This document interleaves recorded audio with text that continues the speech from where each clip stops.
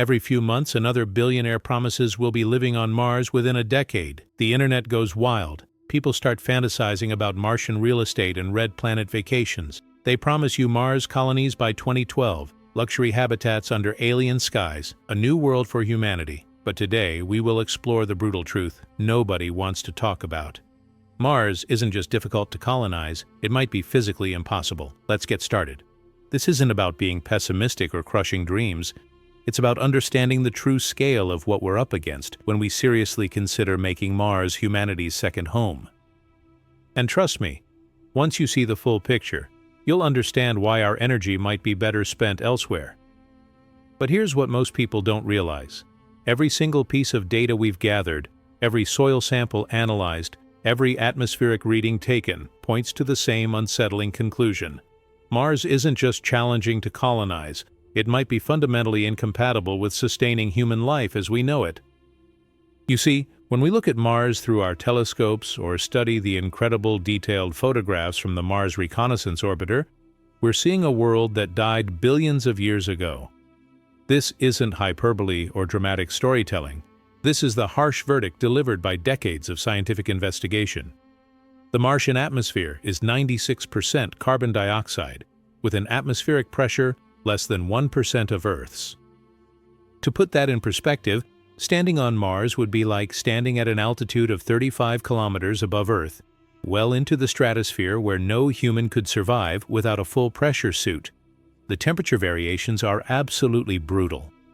While summer days at the Martian equator might reach a pleasant 20 degrees Celsius, about room temperature, nighttime temperatures plummet to minus 73 degrees Celsius. That's colder than the coldest temperature ever recorded in Antarctica. During winter, temperatures can drop to minus 143 degrees Celsius. At those temperatures, carbon dioxide itself freezes solid. But temperature and atmosphere are just the beginning of Mars' hostility toward life. The planet lacks a global magnetic field, something Earth has maintained for over 3 billion years thanks to our molten iron core. This magnetic field isn't just a cosmic curiosity, it's literally our shield against deadly solar radiation and cosmic rays. Mars lost its magnetic field approximately 4 billion years ago when its core cooled and solidified. Without this protection, the red planet is constantly bombarded by radiation levels that would be lethal to humans within months. The Mars Odyssey orbiter, which has been studying Martian radiation since 2001, measured radiation levels 250 times higher than what we experience on Earth. Even with the best shielding technology we currently possess, long-term human habitation would result in severe radiation poisoning, cancer, and genetic damage that would be passed on to any children born on Mars. Here's where the story gets even more fascinating and troubling. Recent discoveries from the Curiosity rover have revealed that Martian soil contains perchlorate salts at concentrations of about 0.5% by weight. These chemicals are not just toxic, they're actively destructive to human thyroid function and can cause severe neurological damage. The Phoenix lander confirmed these findings in 2008, and subsequent missions have found perchlorates across the entire Martian surface. To understand how significant this discovery is, consider that perchlorate concentrations of just 17 parts per billion in drinking water are considered dangerous by Earth standards. Martian soil contains concentrations 25,000 times higher than safe levels.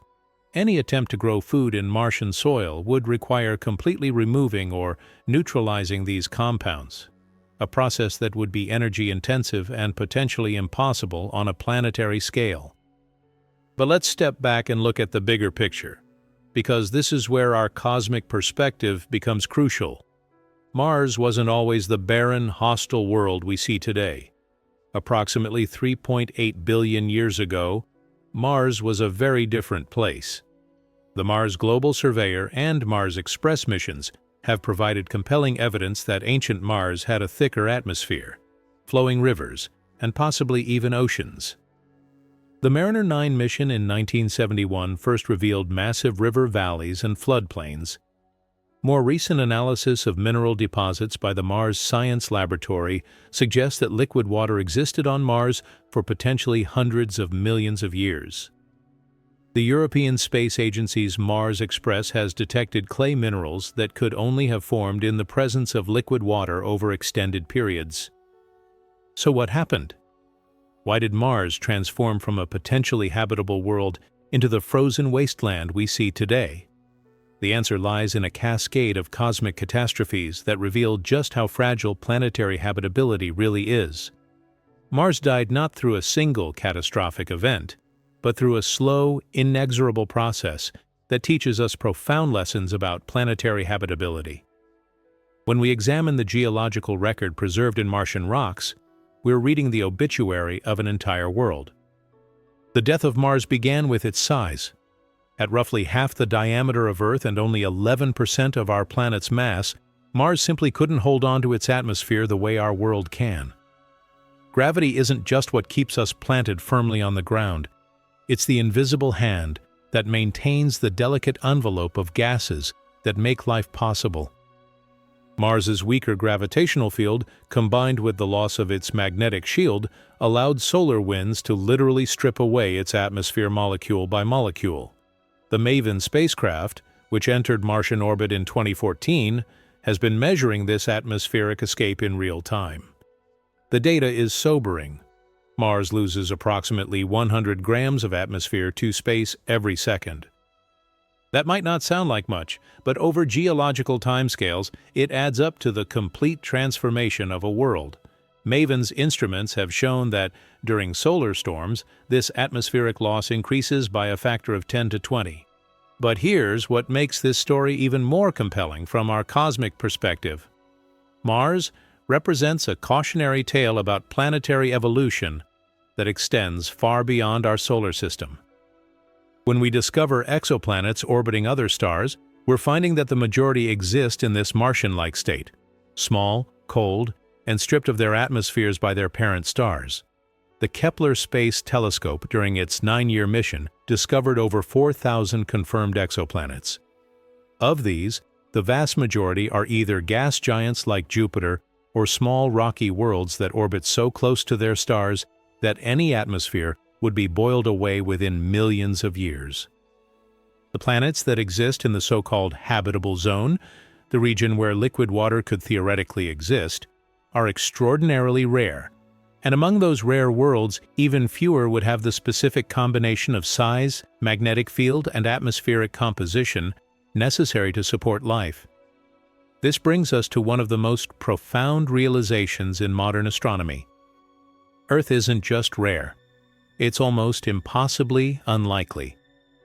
Our planet exists in what astronomers call the Goldilocks zone. But that term barely scratches the surface of how many factors had to align perfectly for life to emerge and thrive here. Consider our moon, for instance. At roughly 1/4 the diameter of Earth, our moon is proportionally the largest satellite in the solar system relative to its parent planet. This isn't a cosmic coincidence. It's the result of a Mars-sized object colliding with early Earth approximately 4.5 billion years ago. This collision, known as the giant impact hypothesis, didn't just create our moon. It stabilized Earth's rotation, creating the 24-hour day-night cycle and the seasonal variations that helped drive the evolution of complex life. Mars has 2 small moons, Phobos and Deimos, but they're essentially captured asteroids with negligible gravitational influence. Phobos is only 22 kilometers in diameter and orbits so close to Mars that it's actually spiraling inward and will crash into the planet within 50 million years. These tiny moons provide none of the stabilizing effects that our moon gives Earth. Without our moon's gravitational influence, Earth's rotational axis would wobble chaotically over time periods of millions of years.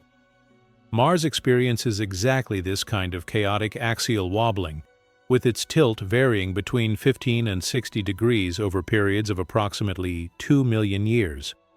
When Mars tilts at its maximum angle, the polar ice caps completely evaporate, creating massive dust storms that can engulf the entire planet for months at a time. The dust storms on Mars aren't just weather events, they're planet-altering phenomena that demonstrate another fundamental challenge for human colonization. In 2018, a global dust storm lasted for several months and effectively ended the Opportunity rover's 15-year mission by blocking sunlight from reaching its solar panels. Imagine trying to maintain a human settlement during such an event.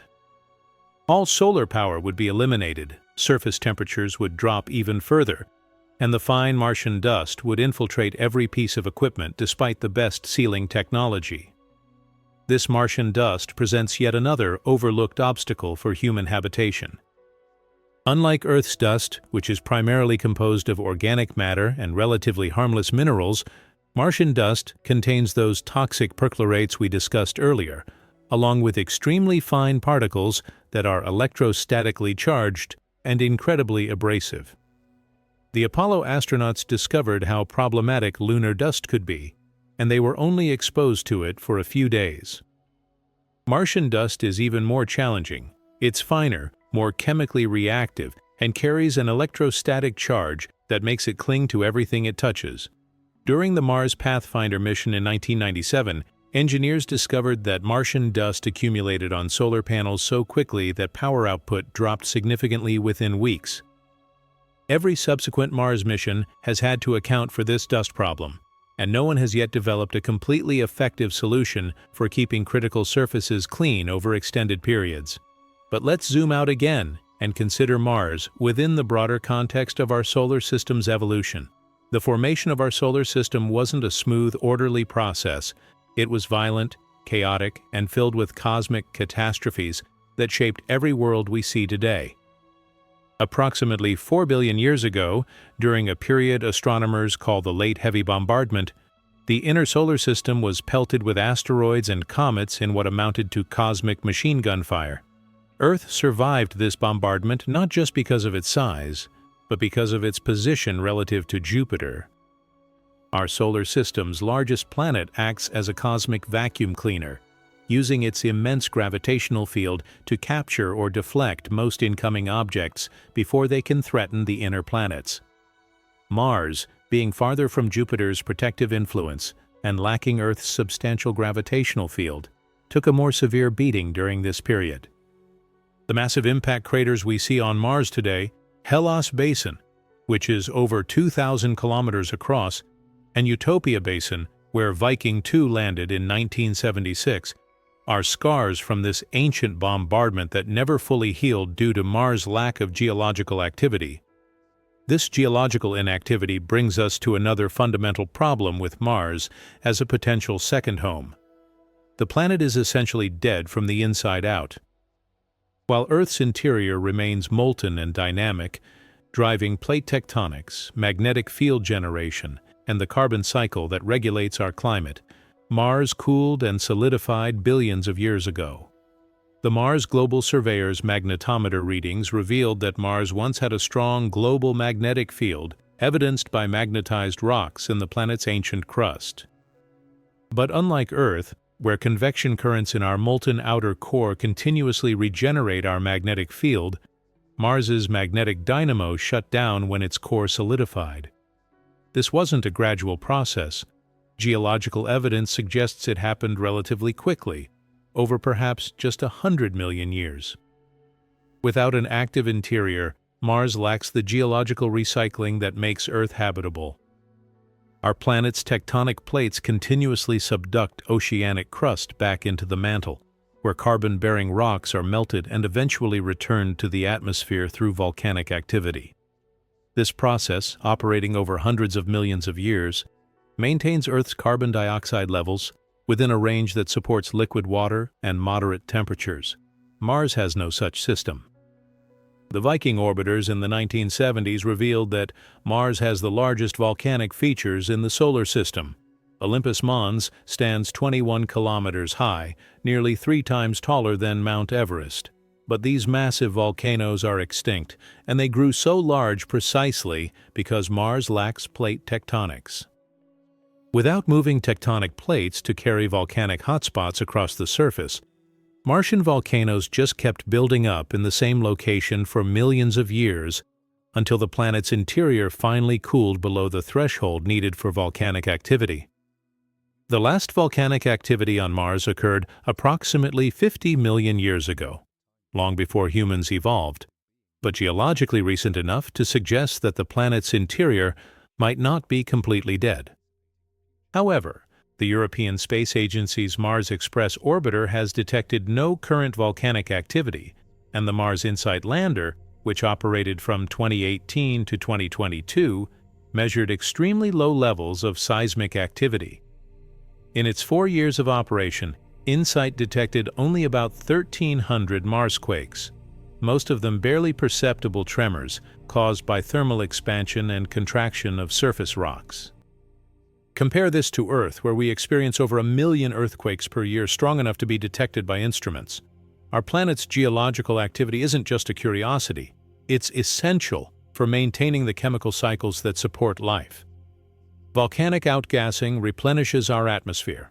Oceanic ridge formation creates new seafloor that hosts unique ecosystems, and the movement of continents drives evolution by creating and eliminating barriers between populations of organisms. But the absence of geological activity on Mars creates an even more insidious problem for potential human colonists: radiation accumulation in surface materials. Without geological recycling to bury and dilute radioactive elements, and without a magnetic field to deflect cosmic rays, Mars' surface has been accumulating radiation damage for billions of years. The Curiosity rover's radiation assessment detector has been measuring this accumulated radiation since 2012. The data shows that Martian surface materials contain elevated levels of radioactive isotopes created by cosmic ray bombardment. Any attempt to use local materials for construction would essentially mean building homes from slightly radioactive concrete. While the levels aren't immediately lethal, long-term exposure would significantly increase cancer rates among colonists. This radiation problem extends to water as well. The Mars Reconnaissance Orbiter has confirmed that water ice exists in substantial quantities beneath Mars's surface, particularly at the polar regions. The Phoenix lander in 2008 even confirmed the presence of water ice just centimeters below the surface at its landing site. However, this subsurface ice has been exposed to cosmic radiation for millions of years, creating a cocktail of radioactive isotopes and reactive chemical compounds. When cosmic rays strike water molecules, they create hydrogen peroxide, ozone, and other highly reactive compounds. The Phoenix mission detected significant levels of hydrogen peroxide in Martian ice samples. While hydrogen peroxide can be useful for certain industrial processes, it's toxic to human physiology and would need to be carefully removed from any water intended for human consumption or agriculture. The water situation on Mars illustrates a broader principle that applies throughout our discussion. Mars presents not just individual challenges, but interconnected systems of problems that compound each other. The lack of a magnetic field increases radiation, which contaminates both surface materials and subsurface ice, which makes local resource utilization more difficult, which increases the mass and complexity of supplies that would need to be transported from Earth, which increases cost and decreases mission reliability. This systemic interconnectedness is actually a beautiful example of how the universe operates on every scale, from quantum entanglement to galactic evolution. In complex systems, whether we're talking about planetary habitability or the formation of stars in molecular clouds, individual components can't be understood in isolation. Each element influences every other element, creating emergent properties that couldn't be predicted by studying the components separately. When we apply this systems thinking to Mars colonization, we begin to see why the challenge is so much more difficult than most popular accounts suggest. It's not just a matter of solving individual problems like radiation shielding or food production.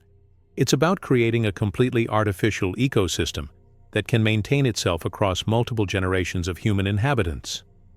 Consider the psychological and social challenges that would emerge in such an isolated environment.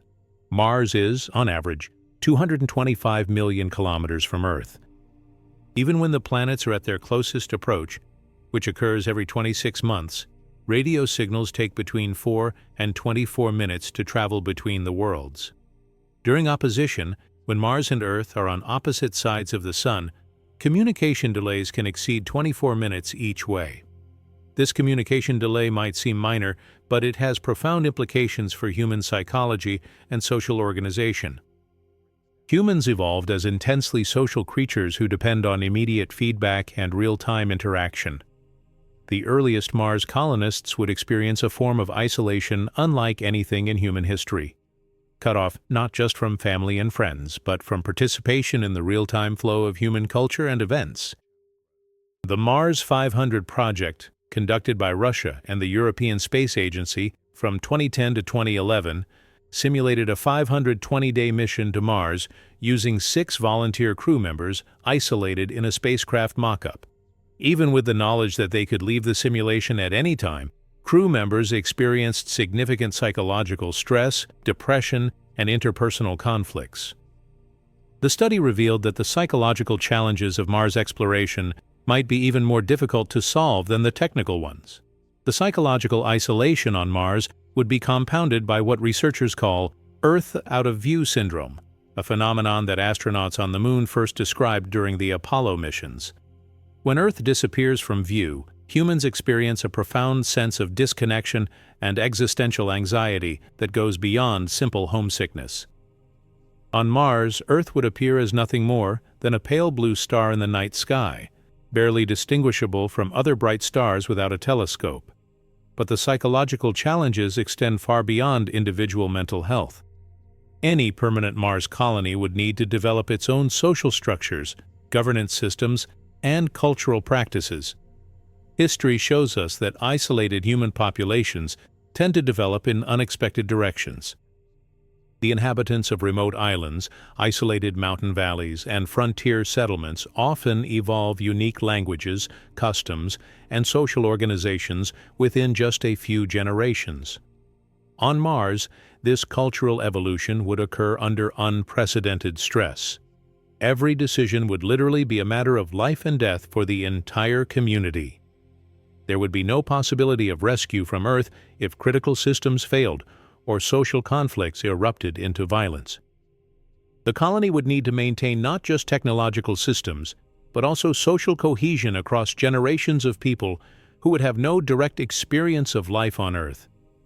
This brings us to one of the most overlooked aspects of Mars colonization: reproduction and child development in an alien environment. We have virtually no data on how human reproduction would work under Martian conditions. The reduced gravity, 38% of Earth's gravity, could potentially affect fetal development in ways we can't predict from Earth-based studies. During the Space Shuttle program and International Space Station missions, researchers have discovered that microgravity has profound effects on human physiology. Astronauts lose bone density, experience muscle atrophy, and develop vision problems that can persist long after returning to Earth. The cardiovascular system adapts to reduced gravity in ways that make returning to full gravity extremely challenging. Scott Kelly, who spent 340 days on the International Space Station, experienced significant physical changes that took months to reverse after his return to Earth.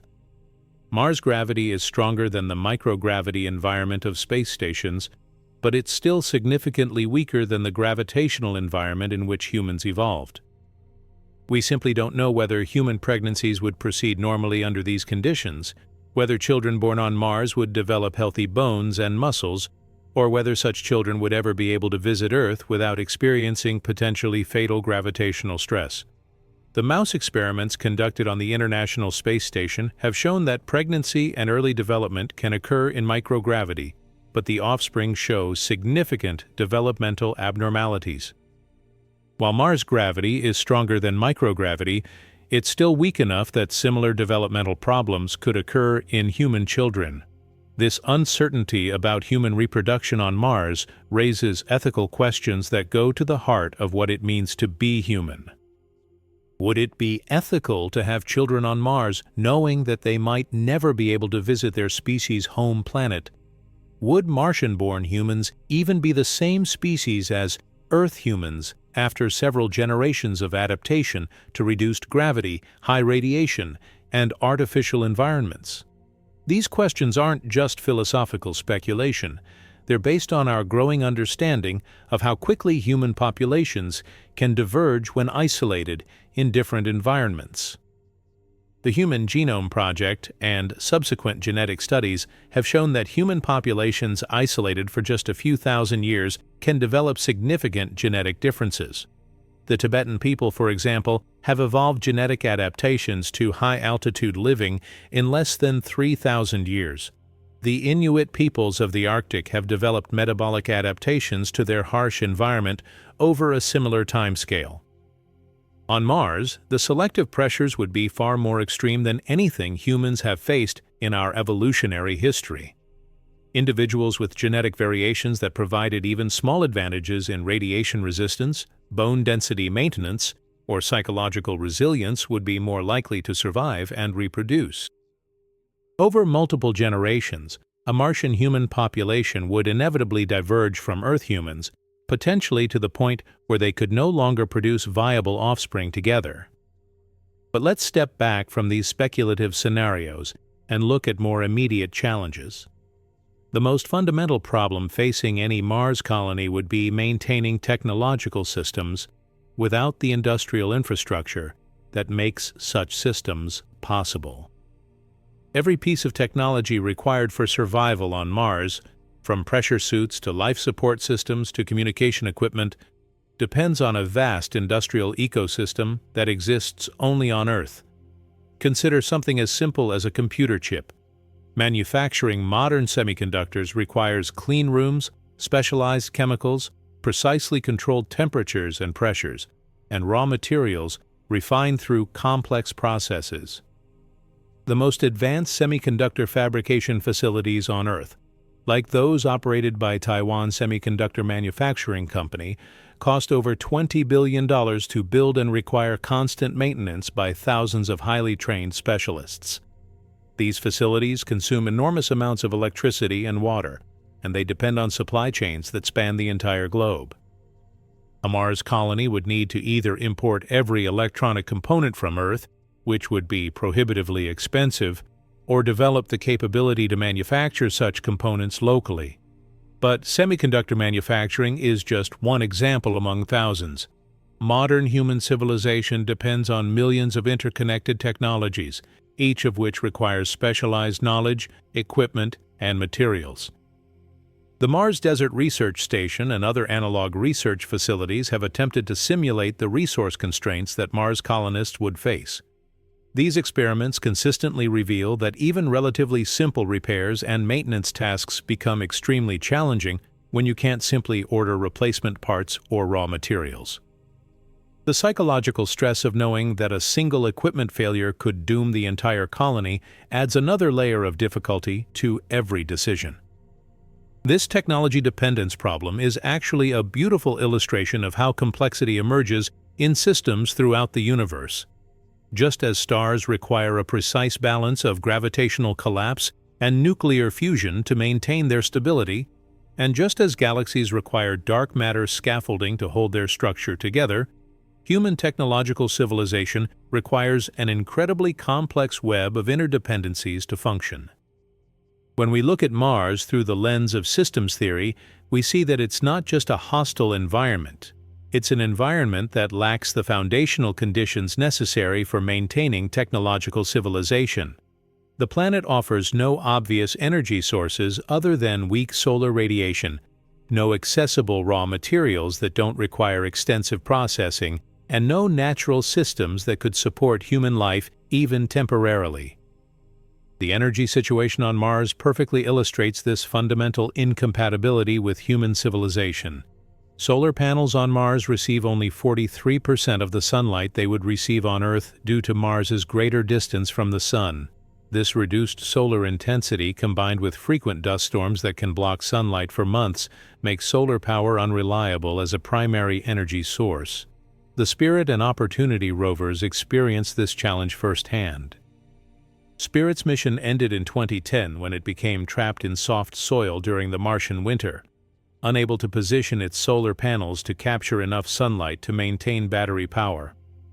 Opportunity operated for nearly 15 years, but its mission finally ended in 2018 when a planet-wide dust storm blocked sunlight for several months, preventing the rover's batteries from recharging. Nuclear power might seem like an obvious alternative, but it brings its own set of challenges. The Mars Science Laboratory's Curiosity rover uses a radioisotope thermoelectric generator powered by plutonium-238, but this system produces only 45 watts of electrical power, barely enough to power a household light bulb. Scaling up nuclear power for a human colony would require either importing large quantities of radioactive materials from Earth or developing uranium mining and enrichment capabilities on Mars. Mars does contain uranium deposits, as detected by the gamma-ray spectrometer aboard the Mars Odyssey orbiter, but extracting and refining these materials would require industrial infrastructure that doesn't exist on Mars. Uranium enrichment requires sophisticated centrifuge systems, chemical processing facilities, and waste management capabilities that challenge even Earth-based nuclear programs. The European Space Agency's ExoMars Trace Gas Orbiter has been searching for methane in the Martian atmosphere since 2016, hoping to find evidence of either biological activity or geological processes that might provide alternative energy sources. While the orbiter has detected trace amounts of methane, the concentrations are far too low to represent a viable energy resource, and the source of this methane remains mysterious. This energy poverty on Mars extends to every aspect of potential human habitation. Heating a pressurized habitat during Martian winter would require enormous amounts of energy. The Phoenix lander measured temperatures as low as -128 degrees Celsius during winter at its landing site. Maintaining even basic human comfort temperatures inside a habitat would require continuous energy input that far exceeds what solar panels or small nuclear generators could provide. The atmosphere itself presents another interconnected challenge. While Mars's atmosphere is 96% carbon dioxide, the extremely low atmospheric pressure makes it difficult to utilize this resource efficiently. The Mars Oxygen In Situ Resource Utilization experiment, carried by the Perseverance rover, has successfully demonstrated the conversion of Martian carbon dioxide into oxygen. But the process requires significant energy input and produces only small quantities of oxygen. MOXIE, as this experiment is known, has been operating since 2021 and has produced a total of about 50 grams of oxygen, enough for an astronaut to breathe for roughly 6 hours. Scaling this process up to support a permanent human settlement would require massive installations consuming enormous amounts of power, bringing us back to the fundamental energy problem. The interconnected nature of these challenges becomes even more apparent when we consider food production. Any Mars colony would need to grow its own food, since shipping food from Earth would be economically impossible for a permanent settlement. But growing food on Mars faces a perfect storm of obstacles that compound each other in devastating ways. First, there's the soil toxicity we discussed earlier. The perchlorates in Martian soil would need to be removed or neutralized before the soil could support plant growth. Current laboratory experiments suggest that washing Martian soil simulants can reduce perchlorate levels, but this process requires large quantities of water and creates toxic waste that must be safely disposed of. Second, the reduced atmospheric pressure means that liquid water boils at just 10 degrees Celsius on Mars. Plants evolved to transport water through their tissues under Earth's atmospheric pressure, and many couldn't survive the pressure conditions on Mars, even inside pressurized greenhouses. Third, the radiation environment would damage both plants and any humans tending them. While underground growing facilities could provide radiation protection, they would require artificial lighting powered by the energy systems we've already established are problematic on Mars. Fourth, plants require more than just soil, water, and light. They need a complex ecosystem of microorganisms to process nutrients and protect against diseases. Earth's agricultural systems depend on billions of bacteria, fungi, and other microorganisms that have co-evolved with our planet's life forms over billions of years. Creating and maintaining such an ecosystem on Mars would require not just transporting these organisms from Earth, but somehow recreating the complex chemical and biological cycles that support them. The Mars Desert Research Station has conducted numerous experiments in growing plants under Mars analog conditions. These studies consistently show that while some hardy plants can survive in Martian soil simulants, their growth rates are significantly reduced, and they require constant attention and resources that would strain a small colony's capabilities. But perhaps the most sobering aspect of the Mars colonization challenge is what it reveals about our place in the cosmic story. When we look at Mars through powerful telescopes or study the incredible images sent back by our robotic explorers, we're seeing the fate that awaits most worlds in the universe. The Kepler Space Telescope's planet-hunting mission revealed that small rocky worlds like Mars are actually the most common type of planet in our galaxy. Gas giants like Jupiter and Saturn get more attention because they're easier to detect, but the universe is filled primarily with Mars-like worlds, cold, airless, and bombarded by radiation from their parent stars. Even more sobering is what we've learned about planetary atmospheres from studying Venus. Our neighboring planet shows us what can happen when atmospheric evolution goes in the opposite direction from Mars. Venus has a thick atmosphere, nearly 100 times denser than Earth's, but it's composed almost entirely of carbon dioxide with sulfuric acid clouds. Surface temperatures reach 462 degrees Celsius, hot enough to melt lead. The Magellan spacecraft, which orbited Venus from 1990 to 1994, revealed a world that might have once had liquid water oceans like Earth. But a runaway greenhouse effect, possibly triggered by massive volcanic activity, turned Venus into the hellscape we see today. The European Space Agency's Venus Express mission, which operated from 2006 to 2014, confirmed that Venus is still losing water to space, with hydrogen atoms stripped away by solar radiation. Mars and Venus represent the two failure modes of planetary evolution. One world that couldn't hold on to its atmosphere and water, and another that developed an atmosphere so thick and hot that water couldn't exist as a liquid. Earth exists in the narrow sweet spot between these extremes, maintained by an incredibly delicate balance of geological, atmospheric, and biological processes. This cosmic perspective on planetary evolution helps us understand why finding truly habitable worlds is so extraordinarily difficult. The Transiting Exoplanet Survey satellite, launched in 2018, has discovered thousands of new exoplanets, but the vast majority orbit too close to their stars to maintain liquid water, or they're gas giants without solid surfaces, where life as we know it could exist. Of the potentially habitable exoplanets we've discovered, most orbit red dwarf stars, small, long-lived stars that make up about 75% of all stars in our galaxy. But red dwarfs present their own set of challenges for habitability.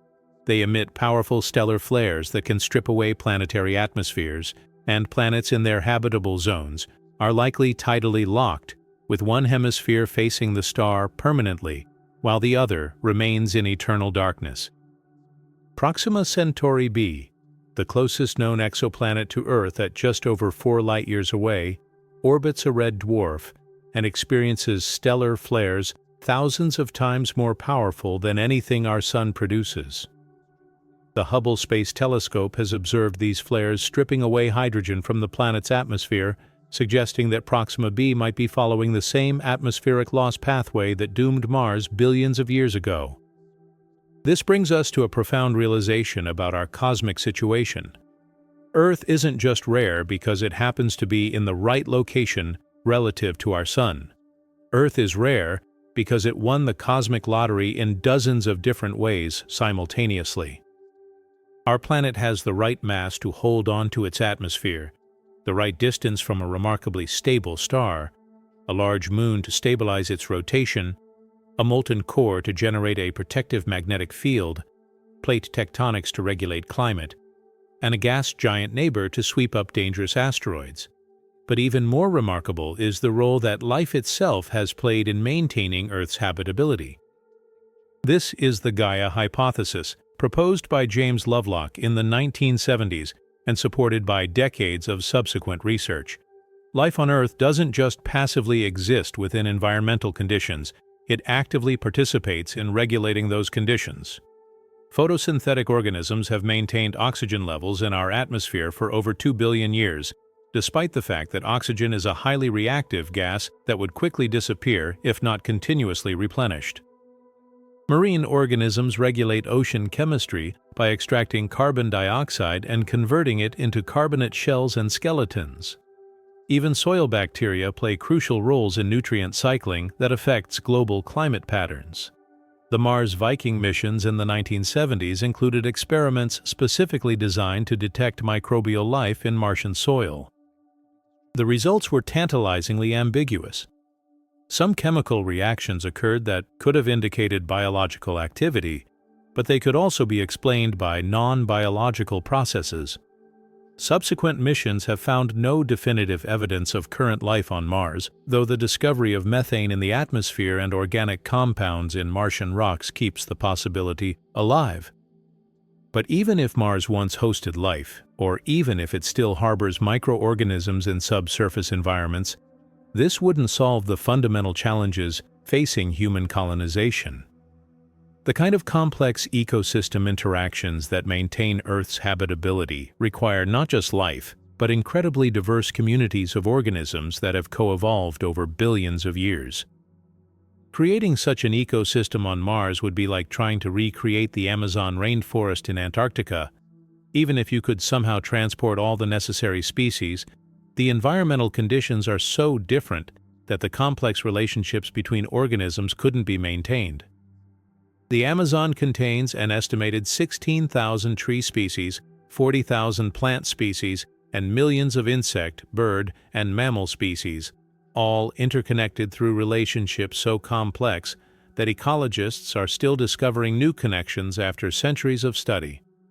The International Space Station has provided some insights into how Earth organisms behave in space environments, but the results are mixed at best. Some experiments have shown that certain bacteria actually become more virulent in microgravity conditions, while plants exhibit unusual growth patterns and stress responses. The psychological and physiological stress experienced by astronauts on the ISS often leads to compromised immune systems, making them more susceptible to infections that would be easily fought off on Earth. These biological challenges would be magnified enormously on Mars, where colonists would be exposed not just to altered gravity and radiation, but to complete isolation from Earth's biosphere. Every microorganism, every plant, every aspect of the biological support systems that humans require would need to be artificially maintained in an environment that's fundamentally hostile to life. The Mars Sample Return mission, currently planned for the 2030s, will bring Martian soil and rock samples back to Earth for detailed biological and chemical analysis. This mission represents our best hope for understanding whether Mars ever hosted life and whether any remnant biological activity persists today. But even if we discover that Mars is completely sterile, this information would actually make colonization more challenging, not easier. A sterile Mars would mean that colonists couldn't rely on any indigenous biological processes to help maintain their artificial ecosystem. Every aspect of biological waste processing, soil enrichment, and atmospheric regulation would need to be engineered from scratch using only organisms transported from Earth. The complexity of maintaining such systems across multiple generations, with no possibility of importing replacement organisms if species go extinct, represents an unprecedented challenge in human history. This biological isolation problem extends to human health in ways that most Mars colonization discussions completely overlook. The human microbiome, the trillions of bacteria, viruses, and other microorganisms that live in and on our bodies, plays essential roles in digestion, immune function, and even mental health. Recent research has shown that the gut microbiome produces neurotransmitters that directly affect mood and cognitive function. Astronauts on the International Space Station experience significant changes in their microbiome composition during even short-duration flights. The stress of spaceflight, altered diet, and isolation from Earth's microbial environment all contribute to these changes. Some astronauts develop digestive problems, immune system dysfunction, and mood disorders that persist long after their return to Earth. On Mars, these microbiome disruptions would be permanent and irreversible. There would be no opportunity to restore normal microbial communities through contact with Earth's environment. Over multiple generations, the human microbiome on Mars would inevitably drift away from the Earth baseline, with unpredictable consequences for human health and development. The psychological implications of this biological isolation are particularly troubling when we consider the social dynamics that would emerge in a small, isolated colony. Research on isolated communities throughout human history, from Arctic research stations to submarine crews to prison populations, consistently shows that social conflicts intensify under conditions of stress and confinement. The Biosphere 2 experiment, conducted in Arizona from 1991 to 1993, provides a sobering preview of what might happen in a Mars colony. This ambitious project attempted to create a completely closed ecological system that could support 8 human inhabitants for 2 years. Despite extensive planning and preparation, the experiment faced numerous crises that nearly ended it prematurely. The carefully designed ecosystem began failing within months.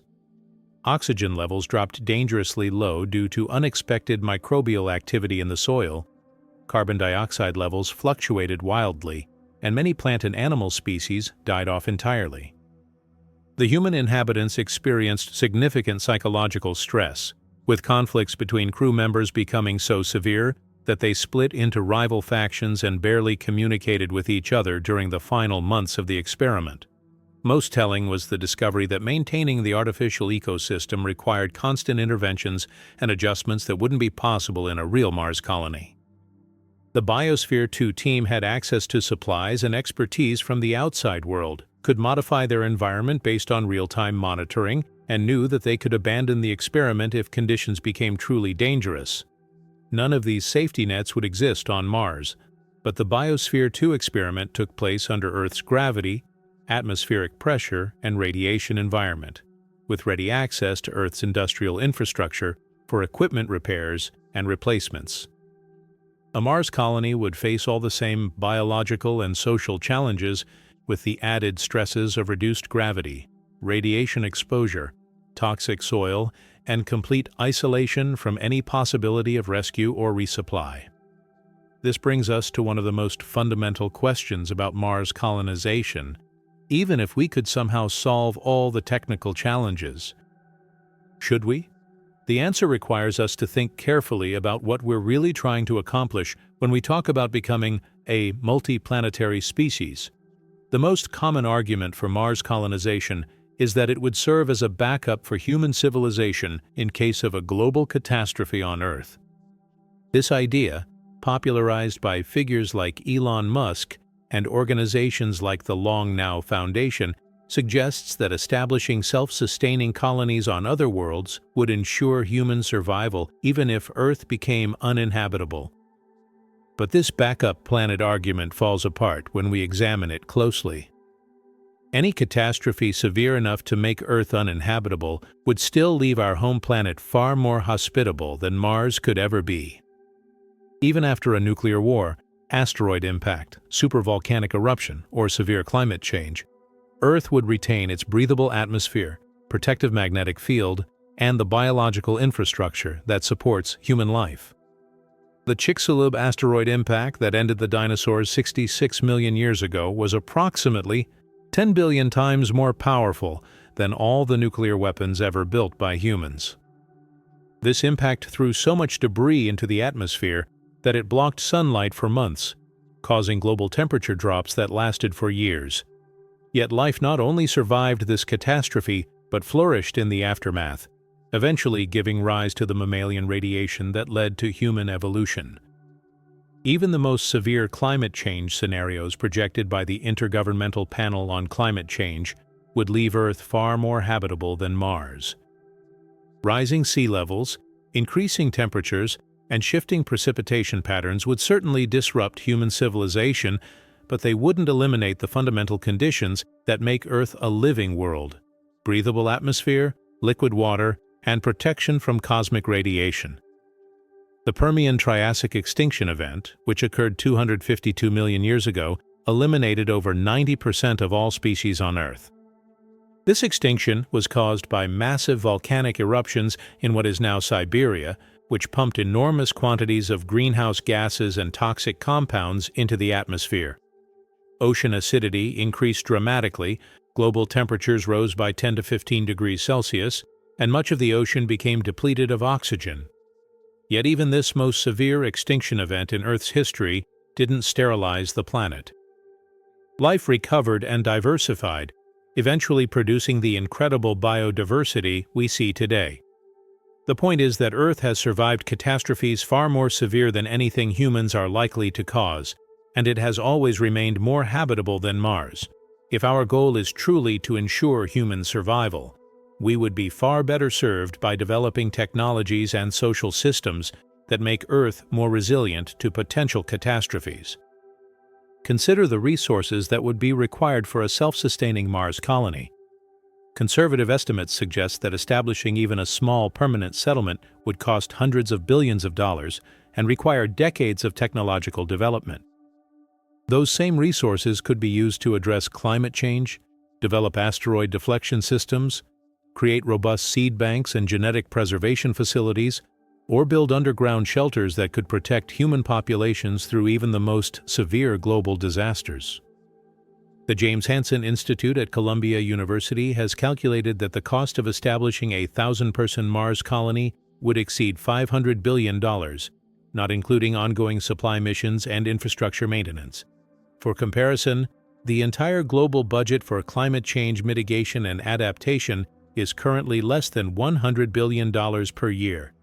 We could dramatically improve Earth's resilience to climate change for a fraction of the cost of a Mars colony. But perhaps the most troubling aspect of the Mars colonization narrative is what it reveals about our relationship with our own planet. The idea that we should abandon Earth for Mars reflects a fundamentally extractive mindset, the same thinking that has created many of our current environmental problems. Instead of learning to live sustainably within Earth's natural systems, the Mars colonization vision suggests that we can simply move on to exploit new worlds when we've damaged our current one. This extractive approach is already evident in how we talk about Mars terraforming, the hypothetical process of transforming Mars into an Earth-like world.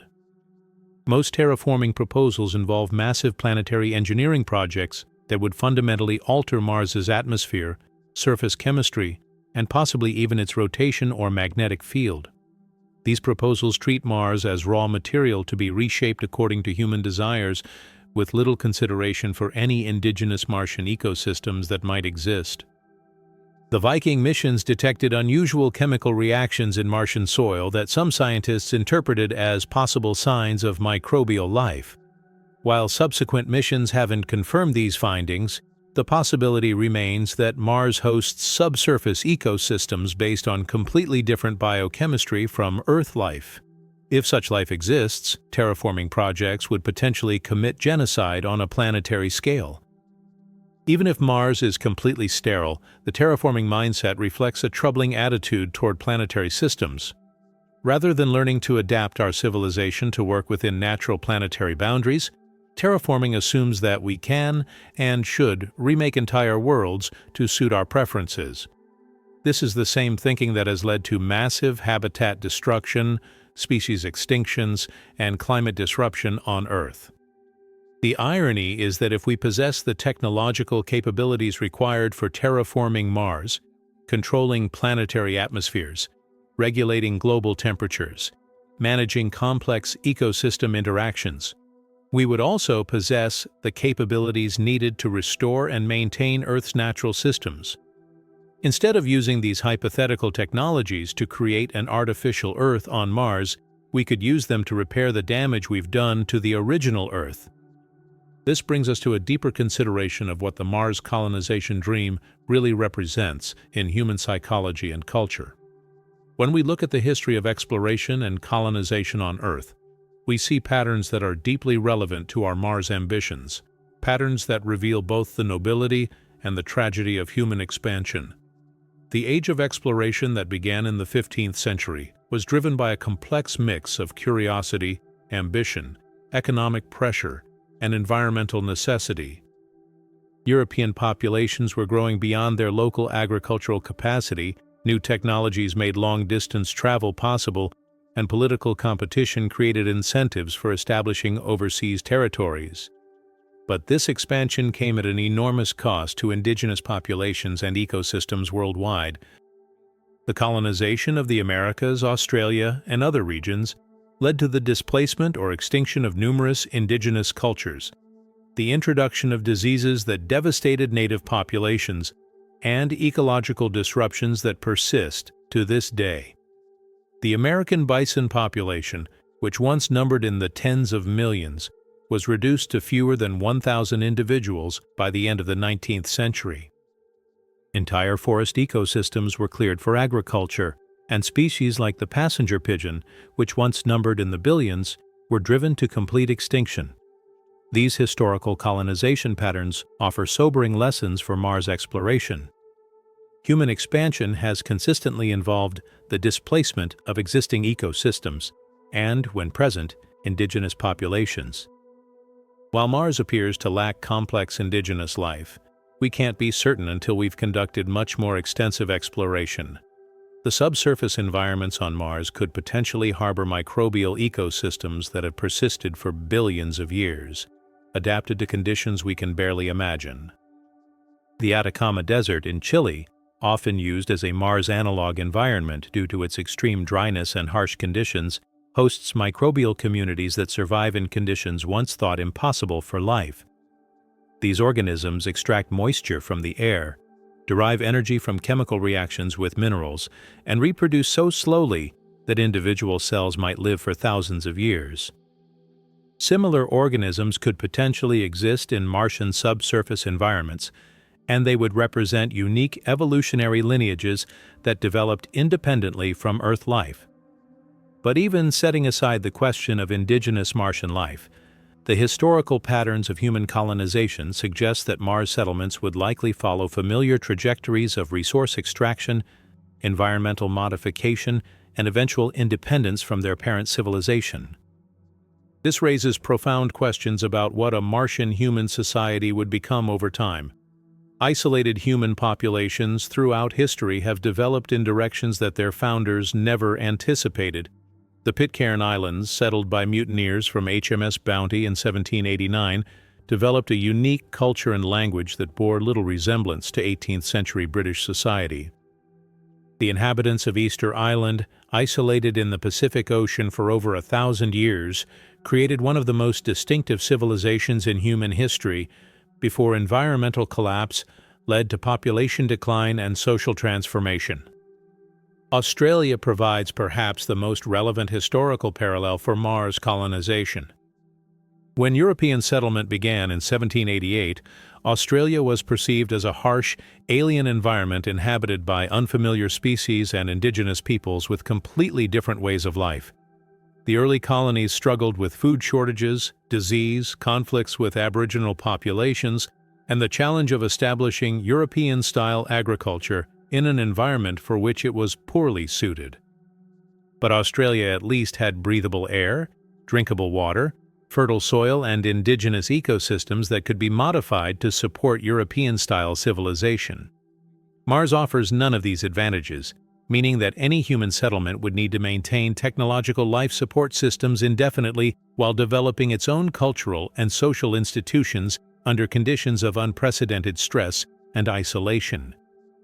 The psychological research on isolated communities suggests that Mars colonists would likely develop distinct cultural practices, social hierarchies, and possibly even genetic characteristics within just a few generations. The founder effect, The genetic and cultural impact of small founding populations would be particularly pronounced on Mars, where the initial colonists would necessarily represent a tiny fraction of human genetic and cultural diversity. But perhaps more importantly, the historical record suggests that isolated human populations often develop conflicted relationships with their parent civilizations. Colonial populations frequently revolt against their mother countries, not just for political reasons, but because they develop distinct identities and interests that diverge from their origins. The American Revolution, the independence movements in Latin America, and the gradual separation of Australia and Canada from Britain all followed this pattern. A Mars colony that achieved genuine self-sufficiency would inevitably develop its own political and economic interests that might conflict with Earth's priorities. Given the communication delays and transport costs between the worlds, Mars colonists would necessarily make most of their own decisions independently. Over time, these independent decisions would likely lead to the emergence of a distinctly Martian civilization that might have little in common with Earth cultures. This prospect of human speciation, the eventual evolution of Earth and Mars humans into separate species, isn't science fiction speculation. It's a predictable consequence of the evolutionary pressures that Mars colonists would face. The combination of reduced gravity, radiation exposure, genetic founder effects, and artificial selection for traits that enhance survival in Mars environments would drive rapid evolutionary change.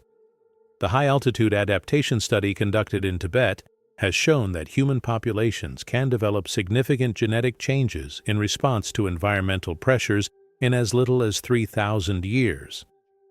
Tibetan people have evolved genetic variants that allow them to efficiently extract oxygen from thin air and maintain normal blood chemistry at altitudes where most humans would experience severe altitude sickness.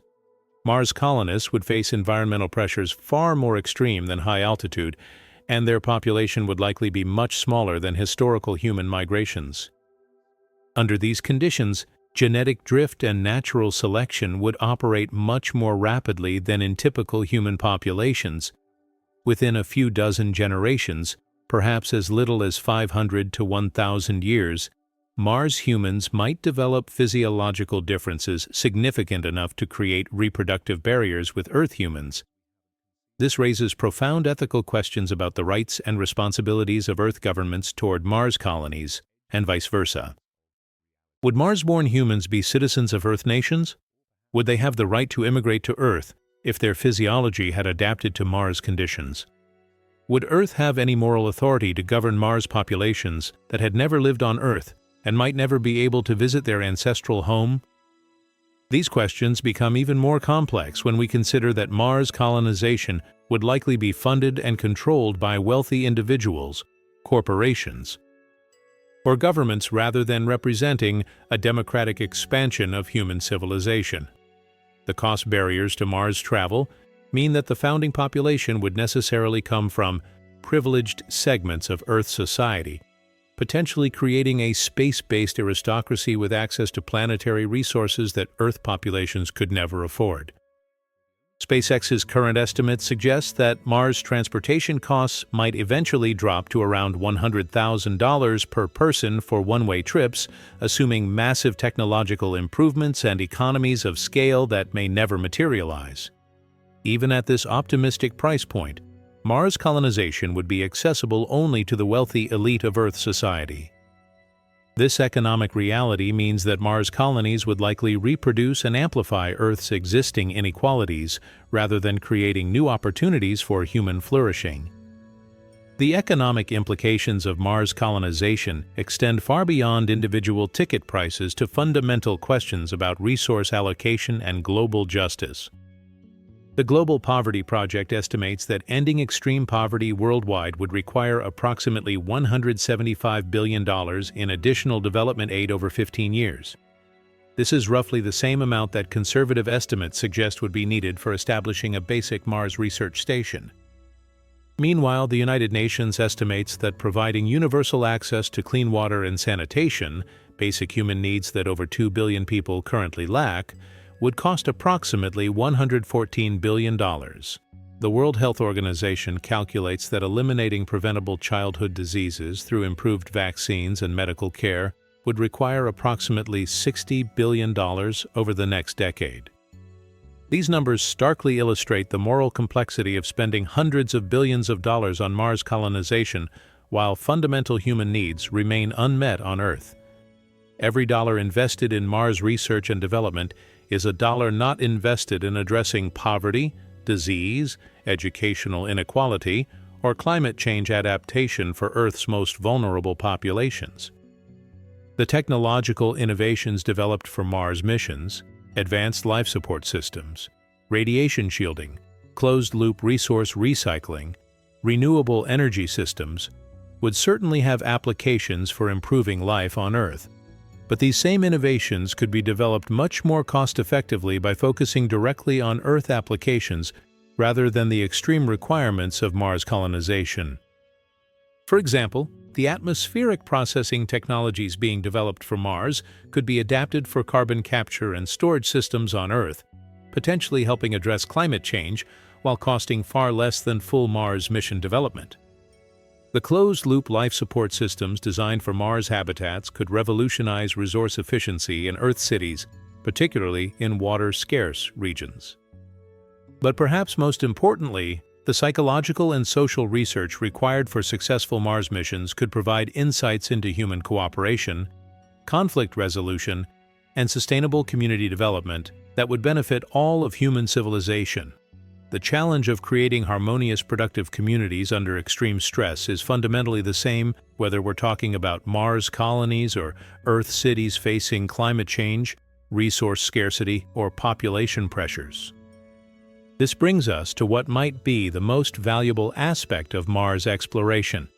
Not the eventual establishment of colonies, but the process of pushing human knowledge and capability to their absolute limits.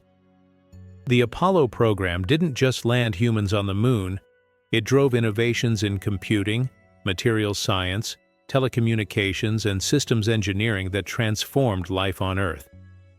Similarly, the robotic exploration of Mars has already produced remarkable scientific insights that deepen our understanding of planetary formation, climate change, and the potential for life in extreme environments.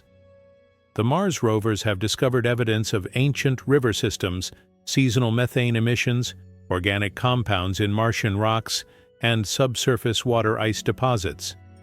These discoveries help us understand not just Mars, but the processes that shape all rocky planets, including Earth. The technological challenges of Mars exploration are driving innovations in artificial intelligence, robotics, advanced materials, and renewable energy systems. The Mars helicopter Ingenuity, which has made over 50 flights in the thin Martian atmosphere, required the development of ultra-lightweight materials and control systems that are now being adapted for Earth applications in areas ranging from disaster response to environmental monitoring. But we can achieve these scientific and technological benefits through robotic exploration and research programs that cost orders of magnitude less than human colonization missions. The entire Mars exploration program, including all the orbiters, landers, and rovers sent to Mars over the past several decades, has cost less than $25 billion.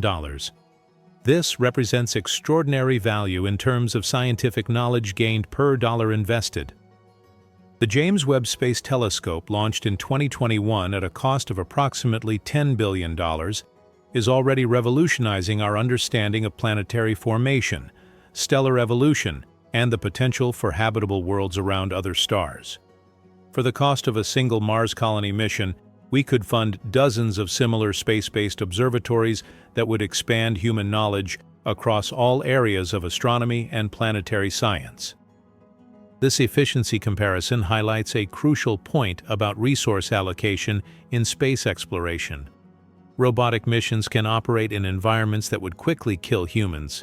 They don't require life support systems or return trips, and they can be designed for specific scientific objectives without the compromises necessary for human survival. The scientific return on investment for robotic exploration is typically hundreds of times higher than for human missions. But beyond the economic arguments, there's a deeper philosophical question about humanity's relationship with the cosmos. The Mars colonization vision reflects a particular worldview that sees the universe as something to be conquered and occupied, rather than understood and appreciated. This conquistador mentality treats other worlds as potential real estate, rather than as unique environments worthy of study and protection in their own right. The search for extraterrestrial intelligence has been listening for signals from other civilizations for over 60 years without detecting any clear evidence of technological life beyond Earth. This silence, known as the Fermi paradox, suggests that either technological civilizations are extraordinarily rare in the universe, or they tend to become extinct relatively quickly after developing spacefaring capabilities. One possible explanation for this silence is that most technological civilizations destroy themselves through resource depletion, environmental degradation, or warfare before they can establish sustainable space-based colonies. If this is true, then the focus on Mars colonization as a solution to human survival might be addressing the wrong problem entirely. Instead of trying to escape to other worlds, we might need to focus on developing the wisdom and social systems necessary for long-term survival on any world. The skills required for sustainable civilization, renewable resource use, closed-loop manufacturing, conflict resolution, cooperative decision-making, and harmony with natural systems are the same whether we're talking about Earth or Mars. The indigenous cultures of Earth, many of which sustain themselves for thousands of years without depleting their environments, offer valuable lessons about long-term sustainability that are completely absent from most Mars colonization discussions. These cultures developed sophisticated understanding of ecological relationships, sustainable resource management, and social systems that could maintain stability across many generations. The Haudenosaunee Iroquois principle of seven-generation thinking, which requires considering the impact of current decisions on 7 generations into the future, represents exactly the kind of long-term perspective that human civilization needs to develop if we want to survive anywhere in the universe. This principle could be applied equally well to Earth sustainability or Mars colony planning, but it's rarely mentioned in discussions dominated by technological optimism and short-term thinking. The Buddhist concept of interdependence, which recognizes that all phenomena arise in relationship with all other phenomena, offers another valuable framework for thinking about human survival in the cosmos. This worldview sees humans not as separate from their environment, but as part of complex webs of relationship that must be maintained for any component to thrive. From this perspective, the idea of abandoning Earth for Mars looks less like a solution to human problems and more like a repetition of the same patterns of thinking that created those problems in the first place. Instead of learning to live sustainably within our planetary home, we're imagining that we can simply extract ourselves from the consequences of our actions and start over somewhere else. But what if we could shift our perspective entirely? What if instead of seeing Mars as a potential second home, we saw it as a teacher, a world that shows us both the preciousness of Earth and the true scale of the challenges facing any technological civilization in the universe? The red planet sits in our sky as a constant reminder of what Earth could become if we fail to maintain the delicate balance of systems that make our world habitable. Mars shows us a planet that once had flowing rivers, a thick atmosphere, and possibly even oceans. The Mars Global Surveyor and Mars Reconnaissance Orbiter have mapped ancient shorelines, river deltas, and mineral deposits that could only have formed in the presence of liquid water. But Mars also shows us how quickly and completely a world can change. The transition from a potentially habitable Mars to the frozen desert we see today happened relatively quickly in geological terms, over just a few 100 million years. This serves as a sobering reminder that planetary habitability isn't permanent or guaranteed, even for worlds that seem stable over human timescales. Earth's own history includes several periods when our planet came close to becoming uninhabitable. The Snowball Earth episodes, which occurred between 800 and 600 million years ago, saw ice sheets extending almost to the equator and global temperatures dropping so low that most of the ocean surface froze. The late heavy bombardment, which ended about 3.8 billion years ago, subjected Earth to asteroid impacts far more severe than the one that killed the dinosaurs. Yet Earth recovered from these crises because it maintained the fundamental systems: active geology, magnetic field generation, and atmospheric regulation that Mars lost early in its history. The lesson isn't that we should abandon Earth for Mars, but that we should cherish and protect the extraordinary conditions that make our homeworld uniquely suited for life. This shift in perspective transforms Mars exploration from a colonization project into something far more valuable, a scientific endeavor that deepens our understanding of planetary evolution and our place in the cosmic story. Every image sent back by Mars rovers, every measurement of atmospheric composition, every analysis of rock chemistry adds to our knowledge of how planets work and why Earth has remained habitable while Mars became a frozen desert. The Mars missions have already taught us crucial lessons about climate change on Earth. The runaway greenhouse effect that transformed Venus into a hellscape, and the atmospheric loss that left Mars cold and airless, help us understand the boundaries within which Earth's climate system operates. This knowledge is essential for addressing human-caused climate change and maintaining Earth's habitability for future generations. Similarly, studying Mars geology helps us understand the role that plate tectonics plays in maintaining Earth's habitability. The absence of active geology on Mars shows us what happens when a planet's internal heat engine shuts down. The carbon cycle stops working, volcanic outgassing ceases, and the planet gradually loses its atmosphere to space. This knowledge helps us appreciate the incredible complexity of the systems that keep Earth habitable. But perhaps the most important lesson that Mars offers is about the rarity and preciousness of worlds like Earth. As our robotic explorers continue to study Mars, and as our telescopes discover thousands of exoplanets orbiting other stars, we're developing a clearer picture of how unusual Earth really is in the cosmic context. The Kepler Space Telescope found that most exoplanets are either gas giants with no solid surfaces or small rocky worlds that orbit so close to their stars that any water would boil away. The few potentially habitable worlds we've discovered orbit red dwarf stars that emit powerful flares or exist in complex multiple star systems where gravitational interactions make stable climates unlikely.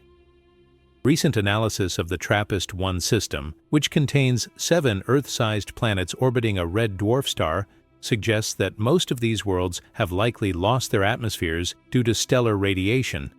Even if some atmosphere remains, the planets are probably tidally locked with permanent day and night sides that would create extreme temperature differences incompatible with life as we know it. This growing catalog of exoplanets reinforces what Mars exploration has been teaching us for decades. Earth-like worlds are extraordinarily rare.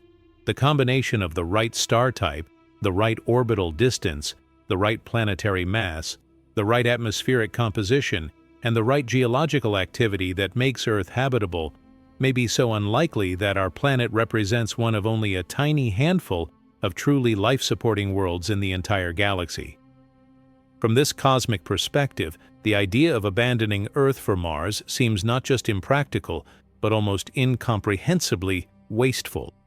We're living on what may be the most remarkable planet within hundreds of light years, a world that has maintained stable conditions suitable for complex life for over 3 billion years, and our response to the challenges facing human civilization is to dream of escaping to a frozen, airless, radiation-bombarded desert.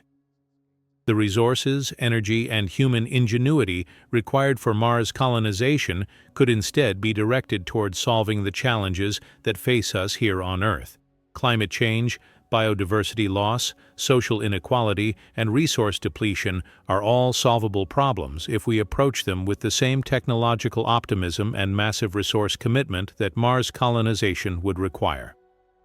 Imagine if the hundreds of billions of dollars projected for Mars colonization were instead invested in renewable energy infrastructure, regenerative agriculture, ecosystem restoration, and sustainable urban development. We could transform human civilization's relationship with Earth's natural systems, creating a truly sustainable global society that could persist for millions of years. The technology developed for such Earth-focused sustainability projects would still push the boundaries of human knowledge and capability. Developing truly closed-loop manufacturing systems, perfecting renewable energy storage, creating resilient food systems that work with natural ecosystems rather than against them. These challenges are every bit as demanding as the engineering problems posed by Mars colonization. But unlike Mars colonization, Earth-focused sustainability offers benefits that extend to all of humanity, not just the wealthy few who could afford interplanetary travel. The innovations that emerge from this work would improve life for billions of people while simultaneously protecting the planetary systems that support all life on Earth. This doesn't mean we should abandon space exploration entirely. The scientific study of Mars and other worlds provides invaluable knowledge about planetary processes, climate dynamics, and the potential for life in extreme environments. Robotic missions to Mars, Europa, Enceladus, and other potentially interesting worlds will continue to expand our understanding of the universe and our place within it. Mars will never be our second home, but it can be our teacher. It can show us how precious Earth is, how complex the requirements for habitability really are, and how urgent it is that we learn to live sustainably within the planetary boundaries of our remarkable world.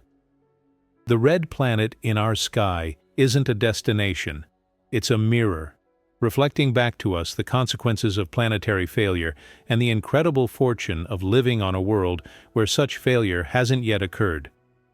The choice before us isn't between Earth and Mars. It's between wisdom and folly, between sustainability and destruction, between cherishing the miracle we've inherited and abandoning it for an impossible dream. Mars stands as a monument to planetary death, but Earth remains a celebration of planetary life. Our job isn't to escape to the monument, it's to ensure that the celebration continues for generations yet to come. If you liked this video, this other video on the screen is a must-watch. How long would it really take us to go to Jupiter, and what does it take to actually get there? In this in-depth space documentary, we explore the true travel time to Jupiter, from early missions like Pioneer 10 to groundbreaking science probes like Juno and upcoming missions like Europa Clipper and JUICE. But it's not just about distance. Check it out.